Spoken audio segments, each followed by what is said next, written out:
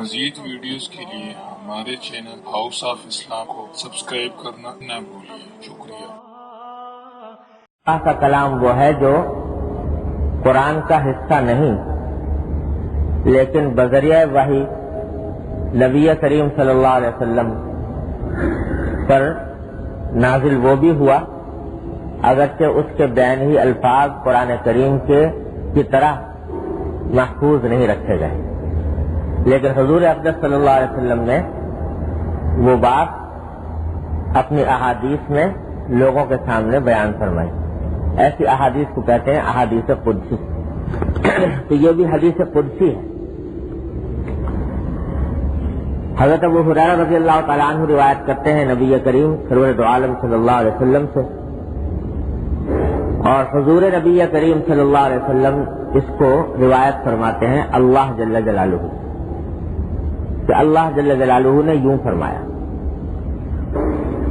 الفاظ حدیث کے یہ ہیں کہ لا یزال العبد یتقرب الی بالنوافل حتی احبہ فاذا احببته كنت سمعه الذي يسمع به وبصره الذي يبصر به ويده التي يبطش بها ورجله التي يمشي بها وما تقرب إلي عبدي بشيء أحب إلي من أداء ما افترضت عليه أو كما قال صلى الله عليه وسلم۔ حدیث کے معنی یہ ہے کہ اللہ جل جلالہ فرماتے ہیں کہ میرا بندہ مجھ سے قرب حاصل کرتا رہتا ہے نفلی عبادتوں کے ذریعے، نفلی عبادتیں کر کر کے بندہ مجھ سے قریب ہوتا رہتا ہے، میرا قرب حاصل کرتا رہتا ہے، یہاں تک کہ قرب حاصل کرتے کرتے ایک وقت ایسا آ جاتا ہے کہ میں اس سے محبت کرتا ہوں،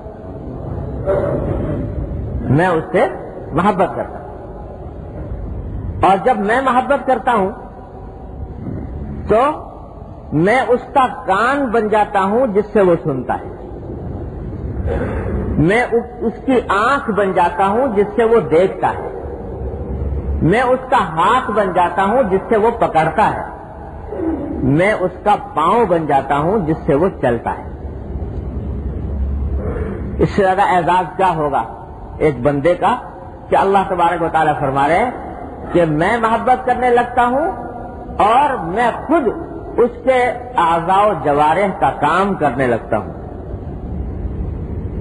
اتنا بڑا مرتبہ حاصل ہوتا ہے نوافل کی کثرت سے جب انسان اس کو اللہ جل جلالہ کے تقرب کی غرض سے اختیار کرے۔ یہ سب بتا دیا، پھر فرمایا کہ وما تقرب الی عبدی بشیء احب الی من اداء ما افترضت علیہ، کہ یہ جو کچھ قرب میرا حاصل ہوتا ہے جس کے نتیجے میں محبت کرنے لگتا ہوں اور اس کا اعضا بن جاتا ہوں، یہ مرتبہ نوافل کی کثرت سے حاصل ہوتا ہے۔ لیکن میرا بندہ جب فرائض ادا کرتا ہے تو فرائض ادا کرنے سے جو قرب اس کو حاصل ہوتا ہے مجھ سے، وہ مجھے اس نوافل ادا کرنے کے قرب سے بھی زیادہ محبوب ہے، کہ جب فرائض ادا کرنے سے جو قرب حاصل ہوتا ہے وہ مجھے زیادہ محبوب ہے بنسبت نوافل کے ادا کرنے سے جو قرب حاصل ہوتا ہے اس کے۔ بلکہ الفاظ حدیث میں یہ ہے کہ کوئی چیز جس سے میرا قرب حاصل کیا جائے مجھے اتنی پسند نہیں جتنی فرائض کی ادائیگی مجھے پسند ہے، جو میں نے اپنے بندے کے ذمے فرض کیے ہیں ان کی ادائیگی جتنا مجھے پسند ہے اتنی کوئی اور چیز پسند نہیں۔ تو دو چیزیں بیان فرمائی یہاں پر، ایک نوافل کی ادائیگی سے حاصل ہونے والا قرب اللہ تبارک و تعالیٰ کے ساتھ، اور دوسرے فرائض کی ادائیگی سے حاصل ہونے والا قرب۔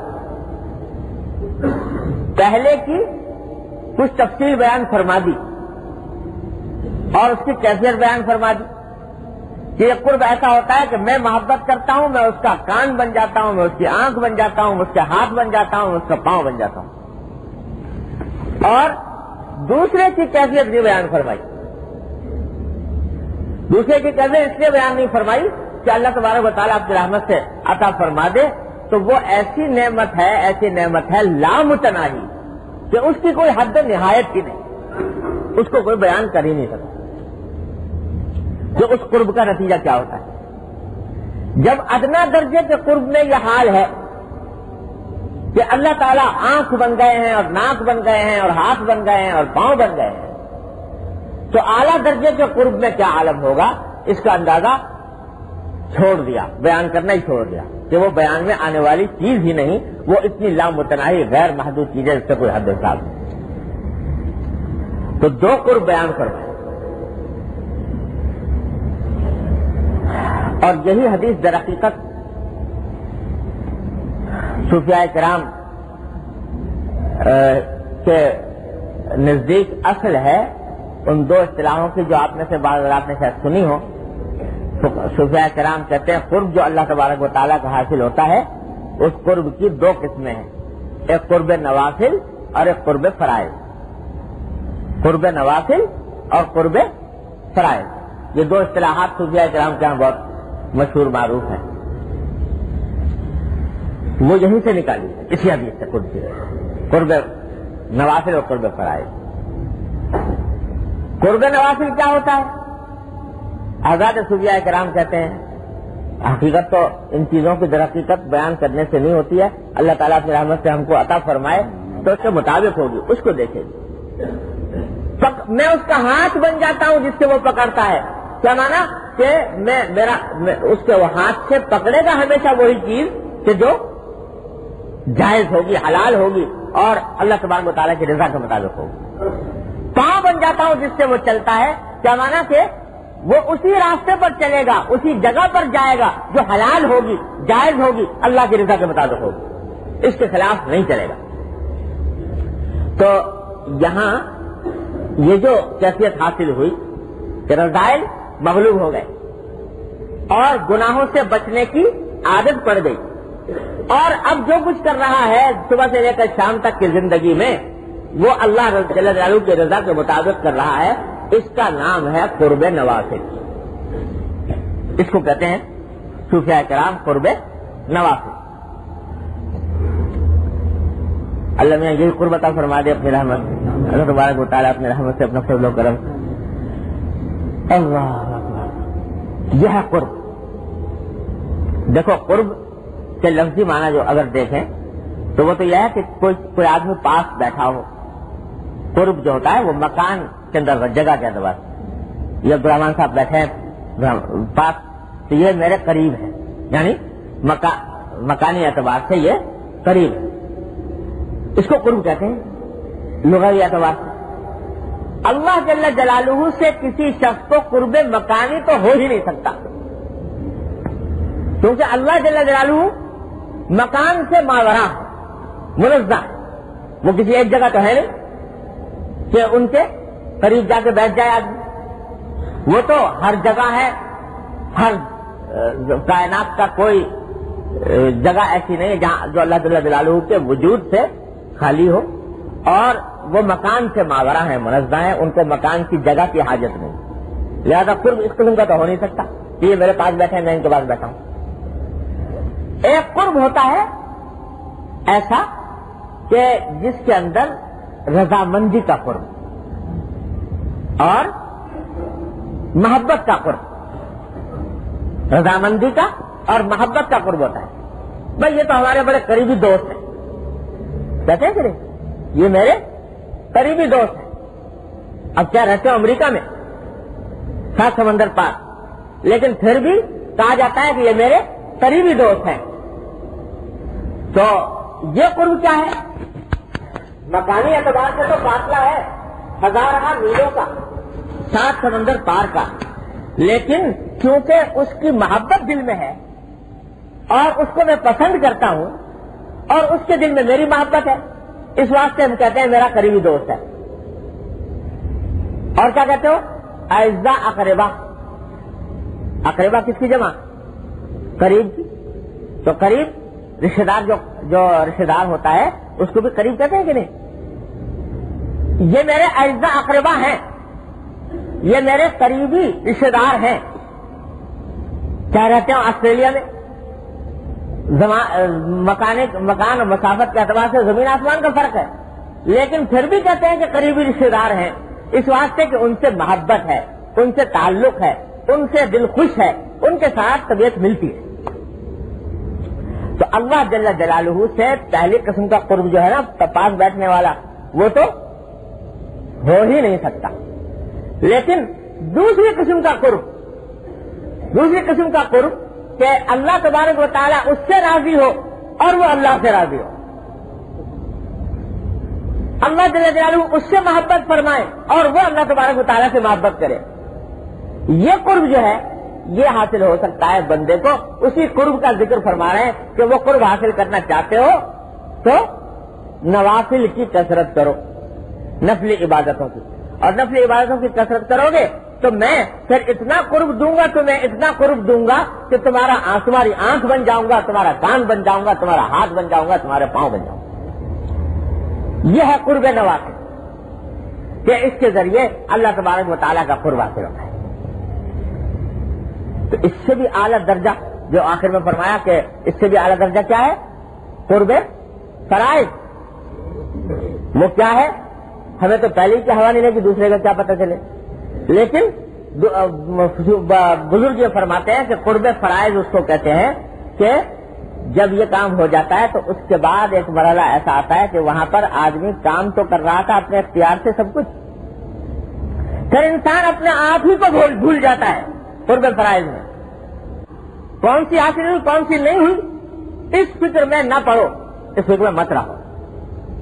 ارے آم کھانے سے مطلب ہے پیڑ گننے سے مطلب، یہ مطلب ہے کہ یہ پتہ چلے کہ کون سا درجہ حاصل ہوا، کیا حاصل ہوا، یا واقعتاً جو فائدہ ہے جو نفع ہے وہ حاصل کرنے کا مطلب ہے. تو اس واسطے فرماتے کہ وہ اصطلاحات کے پھیرے مت پڑو. چلو جان لیا، سمجھ لیا کہ ہاں یہ بزرگوں نے یہ باتیں بتائی ہیں، کہی ہیں، لیکن ہمارے تمہارے لیے سیدھا راستہ یہ ہے کہ اتباع سنت اختیار کرو. اتباع سنت اختیار کرو ہر کام میں. اتباع سنت اختیار کرو گے تو انشاءاللہ سب کچھ مل جائے گا، چاہے پتہ چلے یا نہ چلے، چاہے اس کی اصطلاح معلوم ہو یا نہ ہو جائے گی. ارے بھائی ڈاکٹر کے پاس گئے علاج کرانے کے لیے، جی اس نے نسخہ لکھ دیا. اب نسخہ لکھنے کے بعد اس میں دوائیں تجویز کر دی.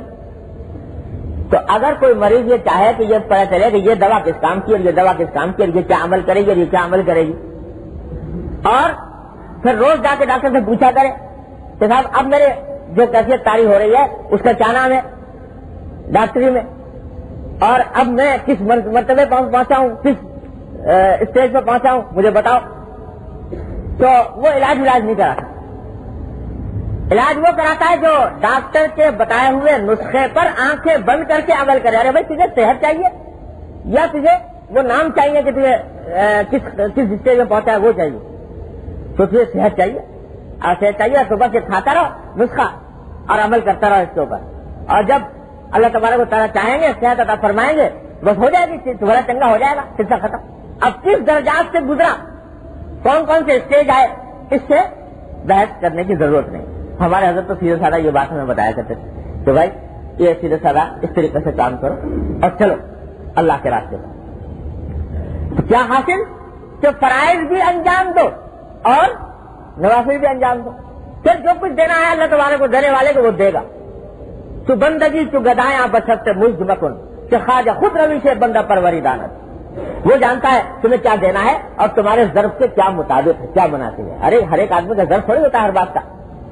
تو تمہارے ضرف کے لحاظ سے، تمہارے حالات کے لحاظ سے کیا چیز مناسب ہے، برحق ہے، وہ عطا فرمائیں گے اللہ تبارک و تعالیٰ، انشاءاللہ ضرور عطا فرمائیں گے. تو اس لیے فرماتے ہیں فرائض پہ بھی عمل کرو اور نوافل پہ بھی عمل کرو. سیدھی بات یہ ہے. اب یہاں جو ہمارے لیے عملی بات اس حدیث میں ہے جو ہمیشہ سمجھنے کی اور یاد رکھنے کی ہے، وہ یہ کہ اس حدیث میں نوافل کی اتنی فضیلت بیان فرمائی، یعنی ایسی فضیلت کہ اس کا ذکر سنتے ہی بے ساختہ انسان پکار اٹھتا ہے کہ سبحان اللہ، کیا فضیلت عطا فرمائی ہے کہ میں محبت کروں گا، میں کان بن جاؤں گا، میں آنکھ بن جاؤں گا، میں پاؤں بن جاؤں گا، میں ہاتھ بن جاؤں گا۔ اس سے بڑا اعزاز اور کیا ہوگا؟ اتنی بڑی فضیلت بیان فرمائی نوافل کی کثرت۔ لیکن اس کے بعد جو دوسری بات ارشاد فرمائی کہ ہے بے شک یہ بڑی فضیلت کی چیز، لیکن جتنی فضیلت اور جتنا قرب فرائض کو ادا کرنے میں حاصل ہوتا ہے اور فرائض کو ادا کرنے سے میں جتنی محبت کرتا ہوں اتنی نوافل سے نہیں ہے۔ تو حضور اقدس نبی کریم صلی اللہ علیہ وسلم اس حدیث کے ذریعے در حقیقت متوجہ ہمیں اس بات کی طرف فرما رہے ہیں کہ درجہ درجہ آنچ ہوتی ہے، تو فرائض کی اہمیت زیادہ ہونی چاہیے نوافل کے مقابلے۔ یہ ایک بہت بڑا اہم نقطہ ہے جو اکثر و بیشتر ہم اپنی عملی زندگی میں فراموش کر جاتے ہیں۔ بڑے بڑے فضائل اعمال سنیں، فلاں نفلی عمل میں یہ ثواب، فلاں نفلی عمل میں یہ ثواب، مختلف اعمال کے ثواب سنیں، تو اب نفلی اعمال کی طرف رغبت زیادہ ہو جاتی ہے، اس کا اہتمام زیادہ ہو جاتا ہے، اور فرائض کی طرف سے فرائض کا اتنا اہتمام نہیں ہوتا، فرائض کی اتنی لگن نہیں ہوتی جتنی نوافل کی ہو جاتی۔ تو یہ الٹا معاملہ ہے۔ ارے بھائی، اللہ تبارک و تعالیٰ کو فرائض کی ادائیگی زیادہ پسند، اور فرائض کا ادا کرنا تمہارے ذمے لازم، اس کو چھوڑنا گناہ۔ نوافل یہ ہے کہ اگر کیا تو ثواب، نہیں کیا تو کوئی مواخذہ اور گناہ نہیں۔ تو اس واسطے اہمیت کس کی زیادہ ہونی چاہیے؟ فرائض۔ لیکن معاملہ الٹا ہو جاتا ہے عملی زندگی میں، نفلی عبادتوں کی طرف لگے ہوئے ہیں اور فرائض کا اہتمام نہیں۔ اللہ حضرت فاروق اعظم رضی اللہ تعالیٰ عنہ کے سامنے ایک نوجوان کا معاملہ آیا کہ وہ رات کو تہجد پڑھتا رہا، گھنٹوں، رات کو گھنٹوں تہجد پڑھا، اب بعد میں آ گئی نیند، اور نیند کا غلبہ ایسا ہوا کہ سویا تو فجر کی نماز غائب۔ تو فرمایا کہ بھائی ایسے تہجد سے کیا حاصل جو آدمی کو فجر کی نماز غائب کرا دے۔ اگر تہجد نہ پڑھتا اور فجر کی نماز صحیح وقت پہ پڑھ لیتا تو یہ بدرجہ بہتر تھا بنسبت اس کے کہ تہجد ساری رات پڑھا اور فجر کی نماز غائب کر دی۔ اس واسطے کہ تہجد کی نماز کو اللہ تعالیٰ نے فرض نہیں کیا، واجب نہیں کیا، وہ اس کا حصہ وہ نوافل کے باب میں ہے، اور فرض جو ہے وہ اللہ تبارک و تعالیٰ کی عظمت کا حق ہے، وہ لازم ہے، ادا کرنا ہے، نہیں کرو گے تو گناہ گار ہوگے۔ تو ہمارے ہاں یہ عملی زندگی میں کیا ہوتا ہے؟ دیکھو رمضان آ رہا ہے نا، رمضان کے اندر عشاء کی نماز ہے اور تراویح ہے۔ عشاء کی نماز کیا ہے؟ فرض، اور تراویح کیا ہے؟ سنت مؤکدہ جو نوافل ہی میں شامل ہوتی ہے۔ اب لوگ یہ کرتے ہیں کہ تراویح کا تو اہتمام بہت، سب تراویح کی ایک رکعت نہ چھوٹے، قرآن کی ایک آیت نہ رہ جائے کہیں امام کے بیچ، 10,000 روپے قرض ہے اس کے ذمہ، آپ چاہتے ہیں کہ بھائی وہ ادا ہو جائے، مجھے واپس مل جائے۔ اب وہ جو مقروض ہے وہ دیتا تو ہے نہیں، 10,000 روپے دیتا نہیں، 10,000 روپے نہیں دیتا، کہو بھی کہ نہیں دیتا۔ اور آپ کے ہاں کوئی تقریب ہوئی، شادی کی یا کوئی اور معاملہ ہوا تو ہدیے پہ ہدیے لا رہا ہے، کبھی مٹھائی کا ڈبہ لے آیا، کبھی کوئی اور چیز اٹھا کے ہدیہ تحفہ لے آیا۔ تو بتاؤ تمہیں وہ ہدیہ لینا پسند آئے گا اس سے، یہ تحفہ لینا پسند آئے گا؟ ارے بھائی جتنے پیسے تو اس کو خرچ کر رہا ہے اتنا قرضہ ادا کر، جو اصل قرضہ ہے تیرے ذمہ واجب ہے، یہ مٹھائی کا ڈبہ تیرے ذمہ واجب نہیں، یہ جو تو ہدیہ تحفہ لے کر آ رہا ہے یہ تیرے ذمہ واجب نہیں۔ لیکن میرا قرضہ تیرے اوپر 10,000 روپے ہے وہ تو لا پہلے. تو جس طرح ایک آدمی کو یہ کام کرے تو بے عقلی کی بات ہے. ارے بھائی اتنے پیسے تو قرضے میں ادا کرے تاکہ تیرا واجب وہ تو ادا ہو. تو اسی طرح نوافل جو ہے یہ مٹھائی کے ڈبے اور فرائض جو ہے یہ قرضہ ہے, یہ تو ادا کرنا ہے, یہ پہلے ادا کر اور اس کا اہتمام زیادہ کر بنسبت اس کے کہ ہدیت اور لے کر. ہمارے بزرگ تھے, مزدور ٹائپ کے آدمی تھے, تو وہ یہ ہوتا تھا کہ والد صاحب کے پاس ہدیے بہت لایا کرتے, کبھی مٹھائی لا رہے ہیں, کبھی اٹھا کے بسکٹ لے آئے کے ڈبے لے آئے, کبھی کوئی سون حلوہ لے آیا, کبھی جو ہاتھ میں آیا ہر وقت لاتے رہے. تو شروع میں والد صاحب کو ان کے حالات کا پتہ نہیں تھا.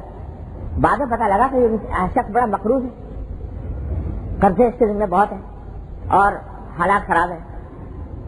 بلکہ پتہ یہ چلا کہ جس زمانے میں جتنے زیادہ پھکڑ ہوتے تھے اتنے ہدیے زیادہ لاتے تھے. یعنی جس زمانے کے اندر زیادہ آمدنی کم اور قرضے زیادہ, تو اس زمانے میں ہدیتوں سے زیادہ لا رہے ہیں. تو بعد میں تو ہمیں یہ اندازہ ہونے لگا تھا کہ جب یہ زیادہ لاتے ہیں تو معلوم ہوا کہ آج کل ان کا روزگار چھوٹا ہوا ہے اور کوئی معاشی اعتبار سے پریشان ہے. یہ ہدیہ لانا اس بات کی علامت ہم سمجھتے تھے ان کی.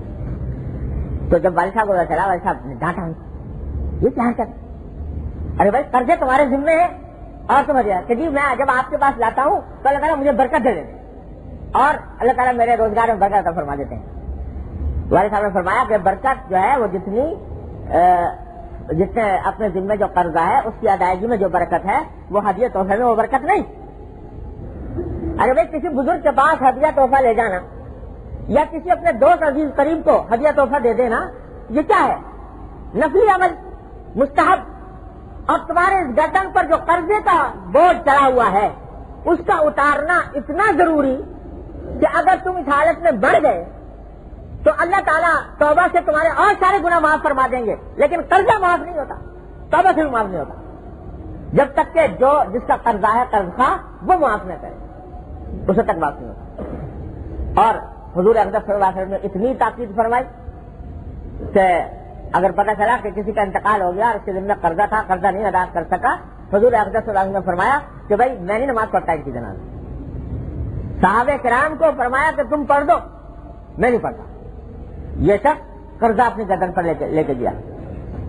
اتنی زبردست وعید بیان فرمائی نبی کریم صلی اللہ علیہ وسلم نے قرضے کی, تو اس کی ادائیگی تمہارے ذمہ لازم فرض, اس کا تو دھیان نہیں. اور جناب فلاں شادی میں جا کر تحفہ دے دیا اور فلاں آدمی کے پاس ہدیہ لے گئے اور فلاں جگہ پر تحفہ دے دیا, یہ سب نفلی اعمال کر رہے ہیں. ارے جتنے پیسے تم اس میں خرچ کر رہے ہو اتنے پیسے اٹھا کر قرضے میں دے دیتے, کم از کم اتنا قرضہ تو اترتا تمہارے سر سے. یہ فضول باتیں جو کر رہے ہو اور اس میں مبتلا ہے ہماری قوم. میں دن رات دیکھتا ہوں لوگوں کا یہ حال ہے, قرضہ چڑھا ہوا ہے اور نفلی کاموں کے اندر پیسے خرچ ہو رہے ہیں. الحمد للہ. اسی سلسلے میں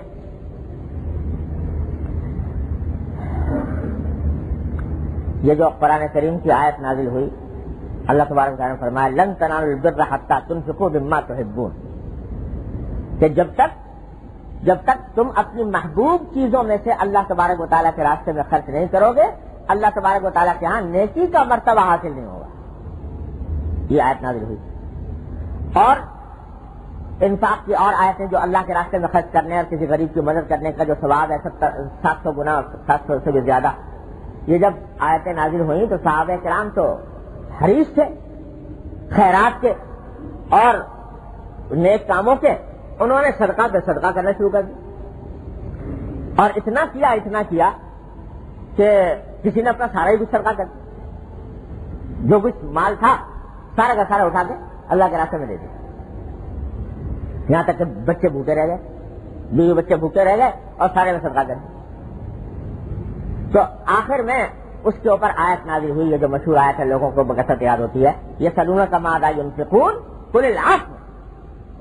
لوگ پوچھتے ہیں کہ کیا خرچ کریں اللہ تبارک و تعالیٰ کے راستے میں, تو آپ فرما دیجئے جو ضرورت سے زائد ہو. قل العفو, جو ضرورت سے زائد ہو. کیا مانا کہ جو تمہارے اپنے نفس کی ضرورت ہے، تمہاری بیوی کی ضرورت ہے، تمہارے بچے کی ضرورت ہے، تمہاری اولاد کی ضرورت ہے، اس سے جو فاضل ہو وہ خرچ کرو اللہ کے راستے میں، اور جو ان کی ضروریات ہے ان میں سے خرچ کرنا تمہارے لیے جائز نہیں، حلال نہیں۔ کیوں؟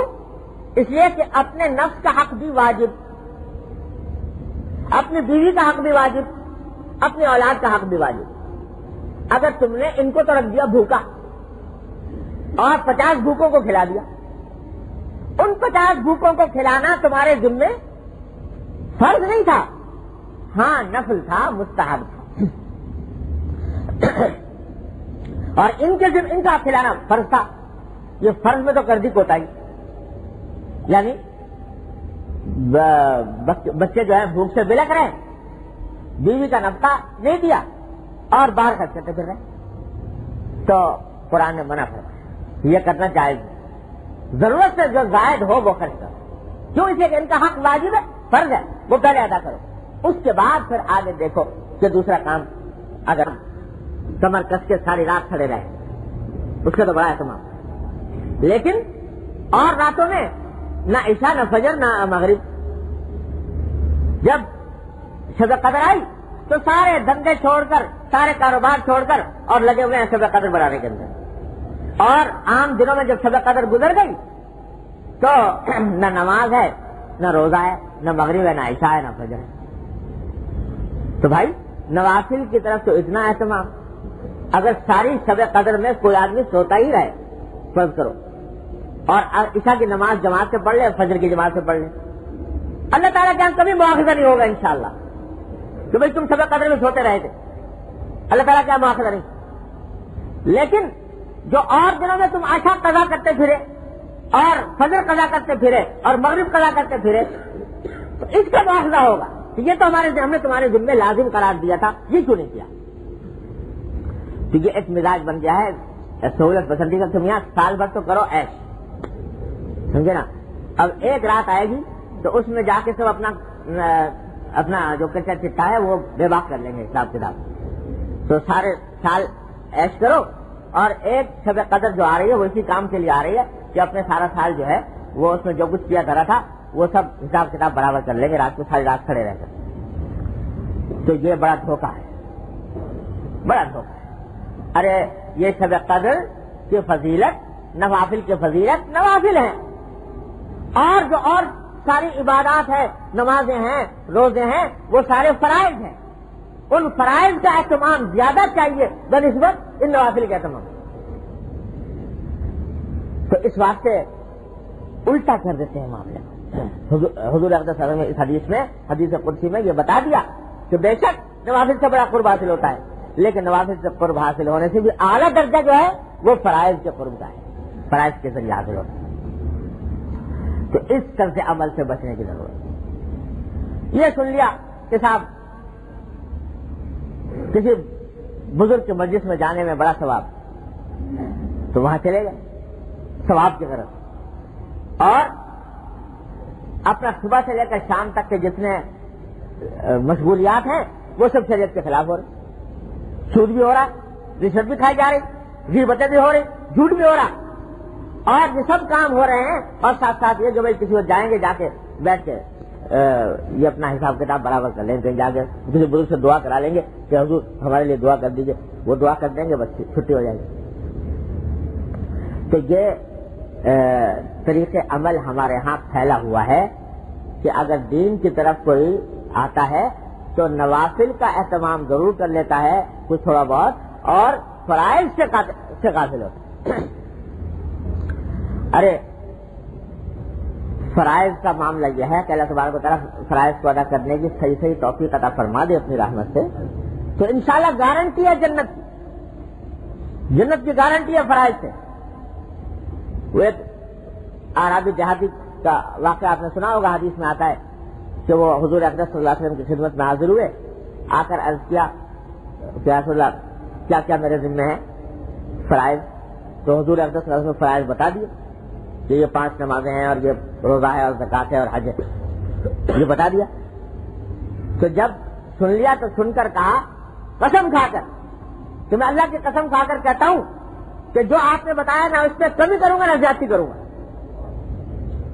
نہ کمی کروں گا نہ زیادتی کروں گا، جو آپ نے بتایا بس وہ عمل کروں گا، یہ قسم کھا گیا۔ تو سرکار دو عالم صلی اللہ علیہ وسلم نے جب یہ جملہ سنا تو فرمایا افلح الاعرابی ان صدق۔ دیکھو یہ دیہاتی آدمی جو ہے نا، اگر یہ سچ کہہ رہا ہے کہ اس میں کمی بیشی نہ کرے اور جتنا میں نے بتایا اسی پر عمل کرتا رہے تو یہ فلاح پا گیا، فلاح پا گیا۔ یہ اس کس بات پر فرمایا کہ یہ فرائض جو میں نے بتائے ہیں اگر ان کو پورا کرتا رہے تو گارنٹی ہے اللہ کی طرف سے، اللہ کے رسول صلی اللہ علیہ وسلم کی طرف سے انشاءاللہ جنت میں جاؤ۔ اور نوافل جو ہیں وہ ان کے بعد کی چیز ہے، فرائض۔ تو لوگ اکثر یہ مسئلہ پوچھا کرتے ہیں کہ صاحب ہم قضا کی نمازیں پڑھیں زیادہ بہتر ہے یا نفلیں پڑھیں تو زیادہ بہتر ہے؟ تو خوب سمجھ لو کہ چونکہ قضا انسان کے ذمے فرض ہے لہذا اس کی ادائیگی مقدم ہے۔ اگر کسی شخص کو موقع ملا ہے، 5 منٹ ملے ہیں، ان 5 منٹ کے اندر وہ قضا بھی پڑھ سکتا ہے اور نفل بھی پڑھ سکتا ہے، تو اس کو چاہیے کہ قضا کو ترجیح دے، قضا پڑھے اور نفل نہ پڑھے، نفل کے بجائے قضا پڑھے۔ یہاں تک کہ میں تو یہ عرض کرتا ہوں کہ شب قدر ہے، رات کو جاگ رہے ہیں تو شب قدر کے اندر بھی جتنی ہو سکے قضا پڑھو۔ یہ تو قضاء عمری اپنے ذمہ لازم ہے، وہ قضا پڑھو جتنا چاہو، ٹھیک ہے تھوڑا سا ذائقہ بدلنے کے لیے تھوڑی سی نفلیں بھی پڑھو، لیکن زیادہ وقت قضا کا ادا کرو، قضا ادا کرو، فرائض ادا کرو۔ انشاءاللہ اگر اللہ تعالیٰ نے اخلاص قلب میں عطا فرمایا ہے تو انشاءاللہ اللہ تعالیٰ شب قدر کی فضیلت اسی میں عطا فرمائے، وہ فرائض کی ادائیگی میں عطا فرمائے۔ تو فرائض کی ادائیگی کو مقدم کرو، اور ہاں تھوڑا سا چلو تاکہ اس کا بھی کچھ حصہ مل جائے تو تھوڑی سی نفلیں بھی پڑھ لو 4 سے 8، باقی سارا وقت جو ہے وہ قضا کے پڑھنے کے اندر لگاؤ۔ تو آپ ذرا غور کرو گے تو زندگی کے ہر شعبے میں یہ اصول کار فرما نظر آئے گا آپ کو۔ یہ دیکھو کون سا کام تمہارے ذمے ضروری ہے شرعاً، جو تمہارے ذمے لازم ہے اس کو مقدم رکھو، اس کی فکر کرو، اس کا اہتمام کرو، اور نفلی کام کو اس کے اوپر ترجیح نہ دو۔ دیکھو حضور اقدس نبی کریم سرور دو عالم صلی اللہ علیہ وسلم کی خدمت میں ایک صحابی حاضر ہوئے، آ کر عرض کیا کہ یا رسول اللہ مجھے جہاد کرنے کا بڑا شوق ہے، اللہ تعالیٰ کے راستے میں جہاد کرنے کا بڑا شوق ہے، اور اسی غرض سے آیا ہوں کہ آپ کی خدمت میں کہ آپ مجھے کسی جہاد میں لگا دیں تاکہ میں جہاد کروں۔ اب جہاد کی فضیلت کا کچھ ٹھکانا نہیں، احادیث بھری ہوئی ہے جہاد کی فضیلت سے، قرآن بھی اور حدیث سے، اتنی فضیلت جس کا کوئی ٹھکانا نہیں، اور یہ نیک نیتی سے جہاد کی غرض سے آئے۔ حضور اقدس نبی کریم صلی اللہ علیہ وسلم نے ان سے پوچھا اللہ کا والدان، جو بھائی تمہارے ماں باپ ہیں، والدین ہیں؟ کہ جی ہاں ہیں۔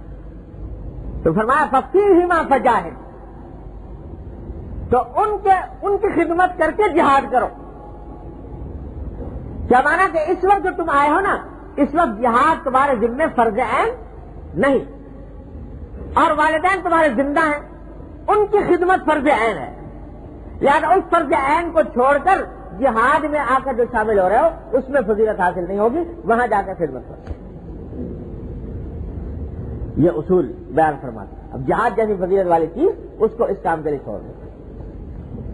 ایک اور روایت میں آتا ہے کہ ایک صحابی آئے، انہوں نے آ کر عرض کیا کہ یا رسول اللہ جہاد میں شرکت کے لیے آیا ہوں، اور ساتھ میں یہ بھی کہہ دیا کہ میں اپنے والدین کو روتا چھوڑ کر آیا ہوں۔ مطلب یہ تھا کہ میں اتنا سچے دل سے اور اتنے جذبے سے آیا ہوں کہ والدین کو روتا چھوڑ کر آنا آسان کام نہیں تھا، لیکن میری طلب اتنی صادق ہے جہاد کے لیے کہ والدین کو روتا چھوڑ کر بھی میں آ گیا، تو آپ مجھے جہاد میں لگا دیں۔ تو آپ نے فرمایا کہ اذهب، واپس جاؤ، اور فرمایا کہ اب حکما کما اب کیتا ہما، جیسے روتا چھوڑ کر آئے ہو اب جا کر ہنساؤ ان کو ہنساؤ، اس واسطے کہ ان کو ہنسانا، ان کا دل خوش کرنا تمہارے ذمہ واجب ہے، اور یہ جہاد اس میں تمہارے ذمہ واجب نہیں۔ تو یہ اتنا بڑا اصول ہے کہ زندگی کا کوئی گوشہ اس سے خالی نہیں۔ دیکھو فرائض کی ایک بات اور سن لو، فرائض کے معنی عام طور سے ہم یہ سمجھتے ہیں بھائی نماز پڑھنا، روزہ رکھنا، زکات دینا، حج کرنا، یہ 4 فرائض ہو گئے، یہ تو ہے ہی ارکان اسلام، لیکن فرائض ان میں منحصر نہیں، نہ جانے کتنے اور فرائض ہیں اللہ تبارک و تعالیٰ کی طرف سے، بے شمار فرائض ہیں جو شریعت کے اندر بیان ہوئے ہیں۔ والدین کی خدمت بھی انہیں میں داخل ہے، والدین کی اطاعت بھی داخل ہے، اور اللہ تبارک و تعالیٰ کے حقوق میں صبر ہے، شکر ہے، تواضع ہے، توکل ہے، یہ سب فرائض ہیں اللہ تبارک و تعالیٰ کی طرف سے۔ اور پھر جتنے گناہ ہیں، حرام اور ناجائز کام ہیں، ان سے بچنا بھی فرائض میں داخل ہے۔ جھوٹ سے بچنا فرض، غیبت سے بچنا فرض، رشوت سے بچنا فرض، سود سے بچنا فرض، ریاکاری سے بچنا فرض، جتنے گناہ کے کام ہیں ان سب سے بچنا بھی فرائض میں داخل ہے۔ تو اگر کسی شخص کو گناہ سے بچنے کا تو اہتمام ہے نہیں اور نفلیں پڑھ رہا ہے، نفل میں لگا ہوا ہے، تو اس کی مثال وہ ہے جو میں نے دی کہ جو قرضہ ہے وہ تو ادا کرتا نہیں اور ہدیہ تحفے میں لگا ہوا ہے۔ اس واسطے فرائض کی ادائیگی کے اندر کا اہتمام کرنا ہے سب سے زیادہ، اس کا اعتبار کرنا۔ ہمارے ہاں ہمارے ماحول میں اور حجاز میں یہ فرق نظر آتا ہے۔ حجاز کے اندر جو لوگ ہیں نا، حرمین شریفین کے جو باشندے ہیں ماشاءاللہ عرب لوگ، ان کو میں نے دیکھا کہ فرائض و واجبات میں بہت پکے، نماز کا وقت آ جائے گا تو پھر دنیا ادھر سے ادھر ہو جائے مگر وہ ان کی نماز نہیں چلے گی اپنے وقت۔ باقی نوافل وافل کا اتنا اہتمام نہیں، کوئی خاص اس کا اہتمام اتنا زیادہ نہیں کرتے، اور البتہ فرائض کا اہتمام۔ ہمارے ہاں معاملہ الٹ ہے، ہمارے ہاں نوافل کا، آداب کا، مستحبات کا، اس کا اہتمام تو بہت، لیکن فرائض اس کا کچھ خاص اہتمام نہیں۔ عمرے کو جا رہے ہیں، عمرے کے لیے روانہ ہوئے، اور عمرے کے لیے روانہ ہوتے وقت وہاں جا کے حرم میں جا کے خوب نفلیں پڑھیں گے، طواف بھی بہت کریں گے، اور طواف بھی کریں گے، بار بار عمرے بھی کریں گے، اور دعائیں بھی مانگیں گے، اور ذکر بھی کریں گے، اور یہ بھی کریں گے، اور راستے میں جو جہاز میں جا رہے ہیں تو فلم دیکھتے ہوئے جا رہے ہیں، آ رہے ہیں تو فلم دیکھتے ہوئے آ رہے ہیں۔ تو نوافل کا تو یہ اہتمام، اور جو فرائض ہیں تو اس سے اپنے آپ کو، اپنی آنکھ کو بچانا یہ فرض ہے، یہ واجب ہے، تو اس کا اہتمام نہیں، جھوٹ بولنے کا سے بچنے کا اہتمام نہیں، لڑائی جھگڑے سے بچنے کا اہتمام نہیں۔ عمرے کا سفر ہے، حج کا سفر ہے، اور لڑائی ہو رہی، ایک ایک انچ کے اوپر لڑ رہا ہے کہ یہ 1 انچ تو نے کیوں زیادہ استعمال کر لی اور مجھے کیوں نہیں دی، اور ایک ایک پیسے پر جان دے رہے ہیں۔ تو لڑائی جھگڑے سے بچنے کو قرآن نے کہہ دیتا ولا رفث ولا فسوق ولا جدال فی الحج، حج کے اندر جھگڑا نہیں، تو جھگڑے کو منع کر دیا، تو خوب جھگڑے اپنے ساتھیوں سے، اور لڑائی کی، اور زبان درازی کی، اور دل دکھایا، اور دوسرے جگہ پر قبضہ کیا، اور جا کے طواف بھی خوب خوشو کے ساتھ کیا۔ تو فرائض کا تو یہ عالم، اور نوافل کا یہ عالم، ہم اس میں مبتلا ہیں، عام طور سے مبتلا ہیں۔ تو بھائی اپنی ہر نقل و حرکت میں اس کا جائزہ لے کر دیکھو کہ کون سے فرائض ہیں جن میں میں کوتاہی کر رہا ہوں، کون سے فرائض ہیں جن میں کوتاہی کر رہا ہوں، ان کی فکر زیادہ کرو اور اس کا اہتمام زیادہ کرو، اللہ تبارک و تعالیٰ کی رحمت سے یہ عطا فرما دے ہم کو۔ اللہ اکبر کبیرہ۔ حضرت حدیث میں آتا ہے کہ ایک مرتبہ حضور اقدس صلی اللہ علیہ وسلم تشریف فرما تھے، تو آپ نے بیٹھے بیٹھے فرمایا کہ ابھی تھوڑی دیر میں جو شخص دروازے سے داخل ہو کر آئے گا تو میں اس کے بارے میں خوشخبری دیتا ہوں کہ وہ جنتی ہے. جو بھی دروازے سے داخل ہو کر آئے گا وہ اہل جنت میں. اب صحابہ کرام کو بڑی زبردست جستجو ہو گئی کہ کون داخل ہوتا ہے, کون خوش نصیب ہے جو اس وقت داخل ہوگا. حضور اقدس صلی اللہ علیہ وسلم نے گارنٹی دے دی جنت کی. تو صحابہ کرام فرماتے ہیں ہم سب کی نگاہیں جو ہیں وہ دروازے کی طرف اٹھ گئی. تھوڑی دیر کے بعد دیکھا تو حضرت عبداللہ بن عمرو بن عاص رضی اللہ تعالیٰ عنہما داخل ہو رہے.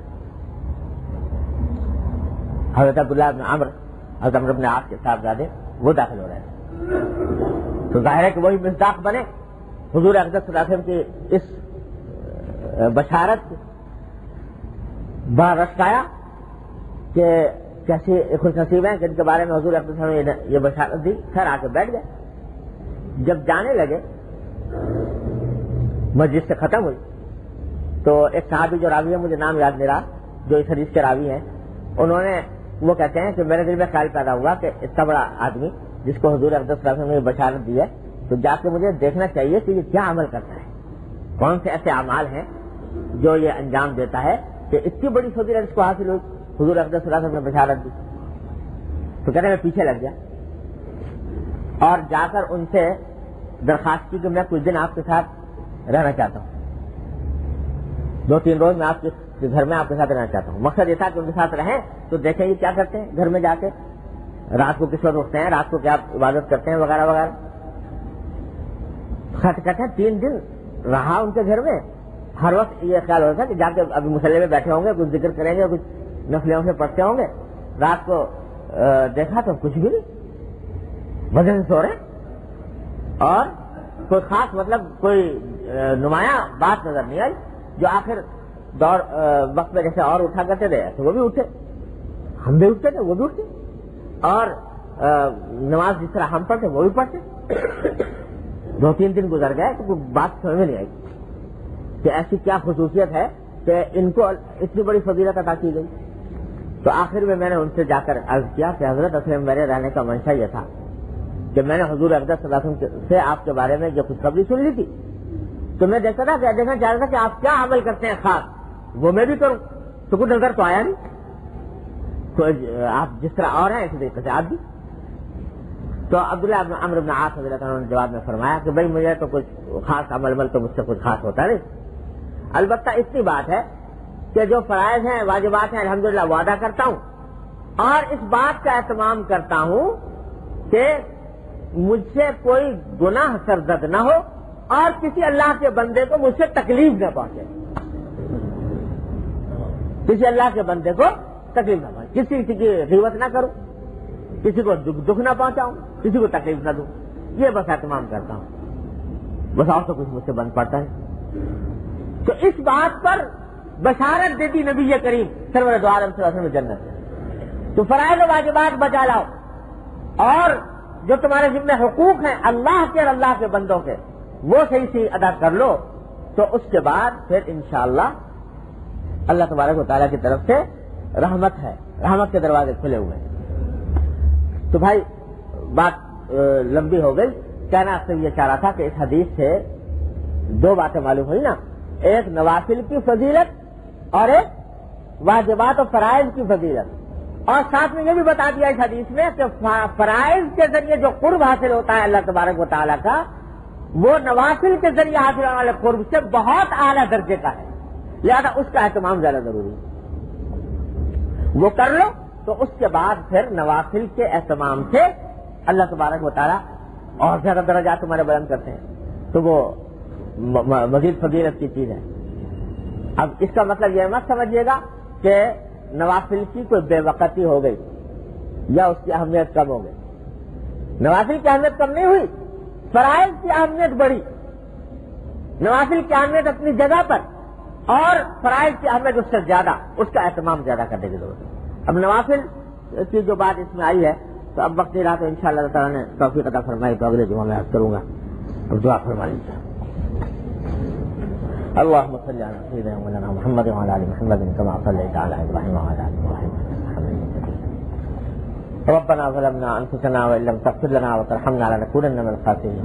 ربنا ظلمنا أنفسنا وإن لم تغفر لنا وترحمنا لنكونن من الخاسرين. بسم اللہ الرحمن الرحیم. السلام علیکم سامعین، یہ سی ڈی آپ کی خدمت میں شعبہ دارالاشاعت کی جانب سے پیش کی جا رہی ہے. کیسٹ اور سی ڈی ملنے کا پتہ: دارالاشاعت، اردو بازار، کراچی، پاکستان. ای میل ishaat@dgcom.net.pk. Phone number 030022814002. شکریہ. مزید ویڈیوز کے لیے ہمارے چینل ہاؤس آف اسلام کو سبسکرائب کرنا نہ بھولیں. شکریہ.